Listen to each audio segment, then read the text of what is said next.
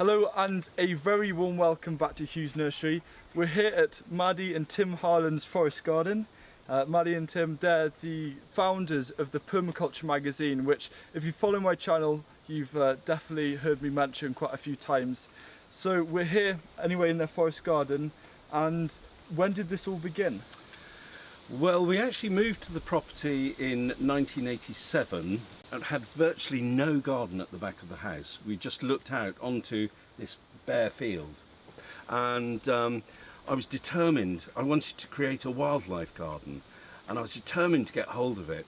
So I contacted the land agents who looked after it, and I pestered them every 6 months for 3 years, and eventually they gave in and said we could buy what is effectively a third of an acre. And that was in 1991.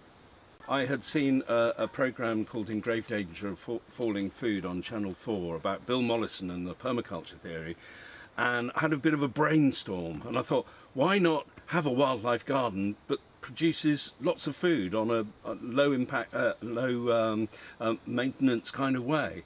And so that's what we set about designing. And then we just looked at the land for the rest of the year, and then designed in the forest garden, we planted the fruit trees in the second year. So I mean, the design did take some time, didn't it? Yes, and it's always evolving. Yeah. Should we go have a look at it then? Yeah, why not? Great Please. idea.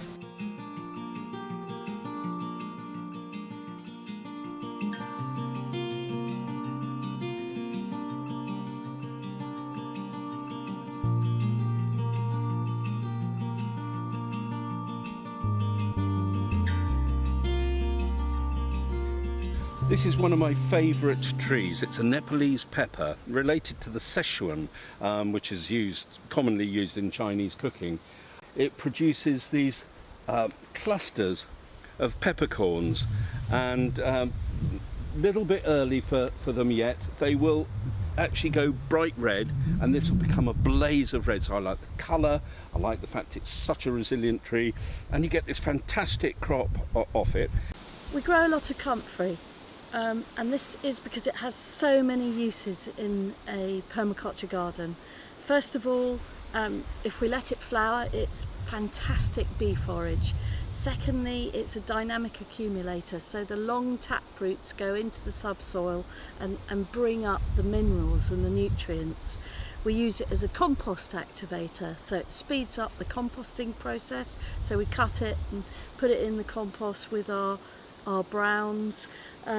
We also use it as a mulch on the raised vegetable patch, and for instance we're just about to cut back our globe artichokes that have finished producing for the year, and they will sprout from the base.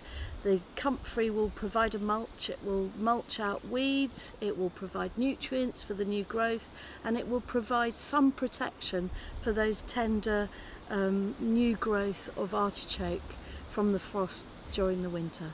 You might think that you design a forest garden and then plant all the trees and that's it, you wait for them to grow and infill. But what we've done is, particularly because we're gardening on chalk, it's very, very challenging, particularly for fruit trees, and some trees just haven't thrived here. So we've got a constant succession of experiments and new plantings. So here, for example, is a Szechuan pepper. We know from the Nepalese pepper that this is a plant that really likes this environment. Sometimes there's a tree which hasn't been that successful, and we think, yeah, maybe your time is numbered now, and we'll put the new tree in there if the space is appropriate. So yeah, it's constantly evolving. So yes, maybe 60% of the garden is original from the first planting, but 40% of it has changed. We grow a lot of wildflowers. We grow them for species diversity, habitat, and the pleasure of them. But when we scythe the meadow, all the scythings get used. So we will mulch all of our trees with the meadow scythings at the end of the meadow season. And the meadow right here goes on the trees right here, and over the other side the cuttings from there go on the trees that side. We're always trying to minimise the distance we carry things, and we try and do as little work as we possibly can. This is an Illinois everbearing mulberry. It comes into fruit after being planted much sooner than other varieties of mulberry. The everbearing part of its name alludes to the fact that it crops over quite a long period of time, I think of two months or so. So it's not a crop that you harvest in one go, it's a crop you come and forage from over a long period of time. This is a Siberian pea tree. It's a nitrogen fixer, so it's leguminous, and it has tiny little yellow pea flowers that then form lentil-like seeds. A lot of people grow it in chicken runs because it's very good chicken forage. The seeds drop to the ground, chickens love it. We grow it here because it is part of our ecosystem, and it's fixing nitrogen in the root system beneath the soil, and then it's helping feed the fruit trees around it. So we have an abundance of fruit. We share it with our friends. Sometimes we sell it because it's completely organic, and what gets left is eaten by all the animals that we share the garden with and insects. A forest garden mimics a normal forest or woodland. So where in the woodland over there we have a top story of oak and beech, and then an understory of perhaps hazel and holly, and then ground cover and brambles and all that sort of thing. We use this principle, which in permaculture is called stacking. We use the same principles, but we swap all those native varieties for food varieties. And that way we're using the vertical levels to pack in as much as we can and take advantage of the sun penetrating the different levels. So here at the back we've got a Prunus myrobalum, and then that's crowning out of a hedgerow, and in front of the hedgerow we have a hazel filbert, and here we have a semi-dwarfing apple and then a dwarfing apple. So we're using things in different tiers of the canopy. We keep honeybees mainly to pollinate the fruit crop, but also because we love wildflower honey.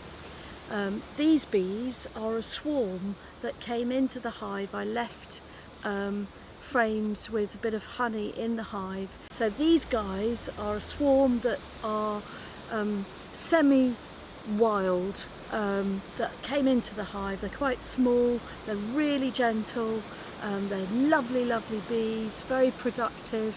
Underneath the vegetation is a parabolic arc which surrounds the beehive, and it forms thermal mass which keeps it warm, it protects the bees from the wind, and it also pushes the bees' flight up.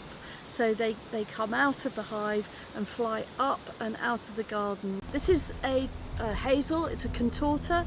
It's not ill, it looks like this. And it is traditionally grown not for hazelnuts, although we have a few. It's grown for walking sticks. What we use it for is when Tim prunes it back, we save the prunings and we use it as pea sticks because it's quite a three-dimensional structure, and it grows well as a support for peas. This tree is all about keeping it local. It's actually a very old variety from our neighbouring village in Hambledon. It's called Hambledon Dezan because it can keep for 2 years under the right conditions. It is now actually quite a rare tree, and there's only one nursery that actually sells it locally. So it's good to keep the variety going and to increase the diversity in the garden as well. So you ask, why a forest garden? Well, there are many benefits to having a forest garden. Firstly, you're working with nature. It's a low maintenance, high efficiency and abundant system of growing food. It has very few inputs for an awful lot of outputs because you're growing mostly with perennials, you're covering the soil, it's no dig, there's less weeding, so it's a pretty low impact kind of way of growing. You can produce a wide variety of products, which gives you a varied diet. You're using perennial plants, which are more nutritious. One of the most important benefits is that it's extremely environmentally beneficial. You're locking up carbon dioxide, you're creating soil structure, you're stopping soil eroding, and you're creating many, many benefits for wildlife. So if you want to grow a wildlife garden with food, grow a forest garden. And to find out more, there are books about forest gardening, like How to Make a Forest Garden and Creating a Forest Garden, easily found. You can also go to permaculture.co.uk where we've got lots of posts and videos. You just put forest gardening in the search box. We've got a playlist on our YouTube channel, which is Permaculture Media, which has got numerous forest gardening videos.